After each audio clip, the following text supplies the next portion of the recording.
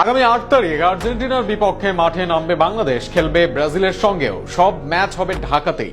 আগামী ৫ তারিখ প্রথমে ব্রাজিলের মুখোমুখি হবে বাংলাদেশ, এরপর ৮ তারিখ আর্জেন্টিনা হবে প্রতিপক্ষ। শেষ ম্যাচে মুখোমুখি হবে আর্জেন্টিনা ও ব্রাজিল।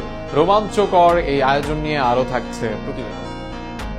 ফুটবল প্রেমীদের জন্য দারুণ এক চমক অপেক্ষা করছে ডিসেম্বরে। লাতিন আমেরিকার দুই পরাশক্তি ব্রাজিল ও আর্জেন্টিনাকে নিয়ে ঢাকায় অনুষ্ঠিত হতে যাচ্ছে আন্তর্জাতিক মানের ফুটবল উৎসব। AFB Latin Bangla super cup football আয়োজনে রয়েছে AF boxing promotion international limited. ৩ জাতির এই প্রতিযোগিতায় জমকালো পর্দা উঠবে আগামী ৫ ডিসেম্বর ঢাকার জাতীয় স্টেডিয়ামে।